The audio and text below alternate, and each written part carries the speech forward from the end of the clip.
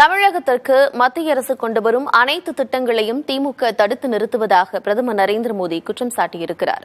2024 தேர்தலுக்கு பின் திமுக முற்றிலுமாக இங்கிருந்து அகற்றப்படும் என்று திருநெல்வேலி பொதுக்கூட்டத்தில் பிரதமர் நரேந்திர மோடி சூளுரைத்தார். நெல்லை பாளையங்கோட்டை பெல் மைதானத்தில் பாஜக சார்பில் நடைபெற்ற பொதுக்கூட்டத்தில் பிரதமர் நரேந்திர மோடி பங்கேற்று சிறப்புரையாற்றினார். நெல்லையப்பரையும் காந்திமதி அம்மையையும் வணங்கி தனது உரையை தொடங்குவதாக கூறிய பிரதமர், திருநெல்வேலி மக்கள் அனைவரும் அல்வா போல இளகிய மனம் கொண்டவர்கள் என்றார். தமிழக மக்கள் பாரதிய ஜனதா மீது நம்பிக்கை வைத்துள்ளதாகவும் அவர்களின் நம்பிக்கையை பாரதிய ஜனதா காப்பாற்றும் என்றும் பிரதமர் கூறினார். மத்திய அரசின் உஜ்வாலா திட்டம், வீடுகளுக்கு குடிநீர் இணைப்பு உள்ளிட்ட திட்டங்களை பட்டியலிட்ட பிரதமர் தமிழக மக்கள் பாஜகவை நோக்கி வரத் தொடங்கியிருப்பதாக தெரிவித்தார். நாடு 100 மடங்கு முன்னேற்றம் அடைந்தால் அதற்கு இணையாக தமிழ்நாடும் முன்னேறும் என்றார். தமிழக அரசு ஒத்துழைப்பு கொடுக்காது இருந்தாலும் அதை மீறி மத்திய அரசு மக்களுக்கு நன்மை செய்வதாகவும் பிரதமர் பேசினார். தமிழ்நாடு के विकास की विरोधी राज्य सरकार से ऐसे विकास विरोधी राजनीतिक दल से आप सबको सतर्क रहने की जरूरत है. अब उनसे हिसाब मांगने की जरूरत है.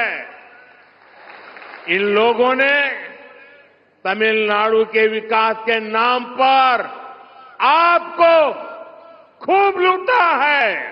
ஸ்ரீரங்கம், தனுஷ்கோடி உள்ளிட்ட இடங்களுக்கு சென்று வழிபட்ட பின் அயோத்தியில் ராமர் கோவில் திறக்கப்பட்டதாகவும் திமுகவினர் வெறுப்பு அரசியலை பரப்புவதாகவும் தெரிவித்த பிரதமர், ஒரே குடும்பத்தின் வளர்ச்சியை தவிர மாநில வளர்ச்சியை திமுகவினர் பார்க்கவில்லை என்பதை நிரூபிப்பதாக தெரிவித்தார். 2024 தேர்தலுக்கு பின் திமுக இருக்காது என்றும் பிரதமர் மோடி கூறினார்.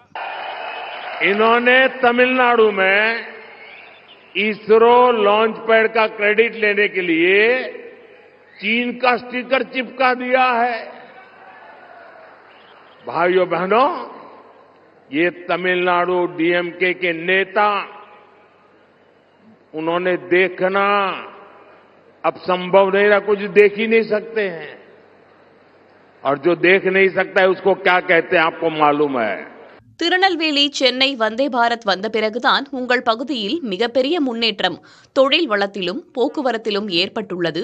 திருநெல்வேலி, தூத்துக்குடி, ராமநாதபுரம் மற்றும் விருதுநகரில் சூரிய மின்சக்தி திட்டம் விரைவில் நிறைவு பெற உள்ளது என்றும் இதன் மூலம் 2 லட்சம் பேருக்கு வேலை கிடைக்கும் என்றும் பிரதமர் தெரிவித்தார். தற்போது மோடியிடம் 10 வருடம் ஆட்சி செய்த அனுபவம் இருக்கிறது என்றார். உங்கள் தமிழ் மொழியில் பேச முடியவில்லை என்ற ஏக்கம் அதிகமாக இருப்பதாகவும் மக்கள் தம் மீது வைத்துள்ள நம்பிக்கைக்கு கையெடுத்து வணங்குவதாகவும் பிரதமர் குறிப்பிட்டார். புதிய தலைமுறைக்காக நெல்லையிலிருந்து செய்தியாளர் மருதுபாண்டி.